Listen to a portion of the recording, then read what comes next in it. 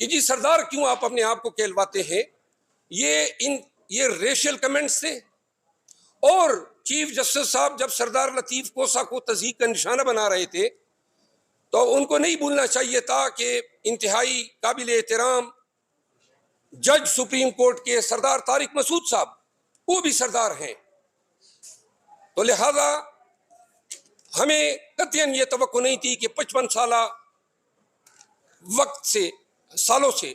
वाबस्ता शोबा वकालत से वाबस्ता सरदार लतीफ कोसा को ऐसे अल्फाज और खिताबात से नवाजा जाएगा। बहैसियत कानूनदान हम समझते हैं कि सुप्रीम कोर्ट या किसी भी अदालत के किसी जज को वकील के साथ इस तरह खिताबत का कोई हक हासिल नहीं है। और अगर कोई जज तमस्खुर उड़ाता है तो वो अपने आप को भी तमस्खुर के लिए एक्सपोज करता है। जिस तरह हर एक शख्स को अपने नाम, अपने कबीले, अपने शनाख्त के हवाले से तज़हीक पे दुख होता है, अगर काजी साहब को कोई काजी होने पे तमस्खुर उड़ाएगा तो लाजिमन उनको भी तकलीफ होगी। तो लिहाजा पाकिस्तान तहरीक इंसाफ चीफ जस्टिस ऑफ पाकिस्तान के इस कंडक्ट को मिसकंडक्ट गर्दानती है और ये रेशियल कमेंट्स गर्दानती है और हम इसकी मजम्मत करते हैं। रिमार्क्स जो काजी साहब ने दिए हैं वो इंतहाई मज़ाक़खेज़, इंतहाई डिमीनिंग और किसी भी तौर सुप्रीम कोर्ट ऑफ पाकिस्तान के किसी जज को या चीफ जस्टिस को ज़ेब नहीं देते हैं कि वो शोबे वकालत से वाबस्ता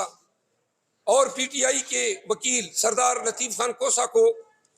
ऐसे अल्फाज कहें, बिलखसूस जब उन्होंने तमस्खुरखेज़ अंदाज में सरदार साहब के सरदार होने का चस उठाना चाहा। चीफ जस्टिस ऑफ पाकिस्तान या पाकिस्तान की धरती पे किसी को यह हक नहीं है, न कोई इख्तियार है, न कोई कानून चीफ जस्टिस को यह हक देता है कि ये रेशियल कमेंट्स पास करें। पाकिस्तान में लाखों सरदार मौजूद हैं। दूसरी बात, उमेर नियाज़ी साहब मौजूद हैं, पिटिशनर थे लाहौर हाई कोर्ट में। हमने चैलेंज किया था कि रिटर्निंग अफसरान जो है 4 दफ़ा जो गुज़िश्ता हमारे इंतखाबात हुए उसमें अदालती अफसरान जो है रिटर्निंग अफसर थे, लेकिन इस दफ़ा इलेक्शन कमीशन ने फेयर और फ्री इलेक्शन कराने के लिए उन इंतज़ामी अफसरान की खिदमत हायर की जो आए रोज़ हमारे खिलाफ 144 और 3 MPO लगाते हैं। और चूंकि उनका कंडक्ट हालिया 16-20 माह में वाज़ेह तौर पर पूरे कौम के सामने आया तो हमने चैलेंज किए लाहौर हाई कोर्ट में, जिन्होंने इलेक्शन कमीशन के उस हुक्मनामे को मुअत्तल किया। ये एक इंटरलॉक्यूटरी ऑर्डर था। इलेक्शन कमीशन सुप्रीम कोर्ट में जाती है और सुप्रीम कोर्ट उस इंटरिम ऑर्डर का हतमी फैसला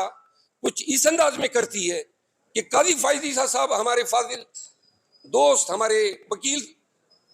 और पाकिस्तान तहरीक इंसाफ की एक कायद हैं, उनको तवीन अदालत का नोटिस जारी करती है कि जी ये भी आपने इन आरोस पे अदम एतमाद करके इलेक्शन के प्रोसेस में रुकावट डाली है और तवीन अदालत का नोटिस इनको जारी होता है। अब उन आरोज ने जो काजी साहब के मंजूर शुदा है,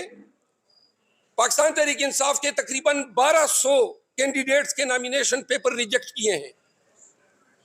क्या ये जिम्मेदारी उस चीफ जस्टिस की नहीं बनती है कि जिनको वो लगवाने पे तुला हुआ था उनसे ये भी बासपुरस करें कि क्यों कर आपने इस तरह लघु बेबुनियाद बुनियादों पे पाकिस्तान तहरीक इंसाफ के उम्मीदवारों के कागजात नामजदगी रिजेक्ट किए। आप सबको आगाह कर दें कि अपीलें हमारी समाअत के लिए मुकर्रर है और इन नताइज से आपको वाज़ेह हो जाएगा कि ये इकदाम भी पाकिस्तान तहरीक इंसाफ को इलेक्शन के प्रोसेस से बाहर रखने की कोशिश है। कोशिशें हो रही हैं कि हमसे बला छीना जाए। सबसे पहले एक मबनी पर बदनीयती हुक्म इलेक्शन कमीशन ने जारी किया और उन्होंने बल्ले का निशान जो है हमसे छीनने की कोशिश की। इमरान खान साहब के फोकल पर्सन बैरिस्टर उमेर नियाज़ी साहब, हम दोनों ने, हमारी पीटीआई के डिप्टी जनरल सेक्रेटरी भी हैं, हमने बड़ी कोशिश की कि हम बैरिस्टर गौर साहब के प्रेस कॉन्फ्रेंस के दौरान ही पहुंच सके लेकिन प्रेस कॉन्फ्रेंस थोड़ी जल्दी ख़त्म हो गई और अभी आके हमें पता चला कि जो जेल के सामने मैंने बयान दिया था और बैरिस्टर गौर साहब का बयान कुछ और आया है, जिस पे सवालात तो जवाबात हुए। तो मैं और बैरिस्टर उमर न्याई साहब पाकिस्तान तहरीक इंसाफ का सुप्रीम कोर्ट बिलखसूस चीफ जस्टिस ऑफ पाकिस्तान के हवाले से जो पार्टी व्यू रखती है वो अब फॉर्मली आपके साथ शेयर कर रहा हूँ। चूँकि अभी हम अडियाला जेल से खान साहब से मिलकर आए हैं और जो डिसीजन हुआ है वो चूँकि बैरिस्टर गौर साहब के नोटिस में नहीं था, तो लिहाजा हम आपको अपडेट करना चाहते हैं कि इस बयानिए को, इस वर्जन को पाकिस्तान तहरीक इंसाफ का नैरेटिव समझा जाए। सुप्रीम कोर्ट कस्टोडियन है ह्यूमन राइट्स की, फंडामेंटल राइट्स की, और मिसिंग पर्सन्स के हवाले से और फेयर और ट्रांसपेरेंट और फ्री इलेक्शन के हवाले से हम सुप्रीम कोर्ट गए। और चूंकि ये सुप्रीम कोर्ट ऑफ पाकिस्तान का डोमेन बनता है, तो जब ये हमारे matter supreme court of Pakistan के सामने आए, जहां हम इंसाफ मांगने के लिए गए थे, तो आपने फाजिल चीफ जस्टिस ऑफ पाकिस्तान काजी फाइज ईसा साहब के जो रिमार्क सुने,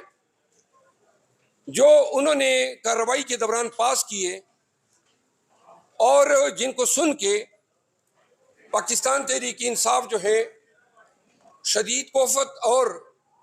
तकलीफ का शिकार है, क्योंकि वो रिमार्क्स जो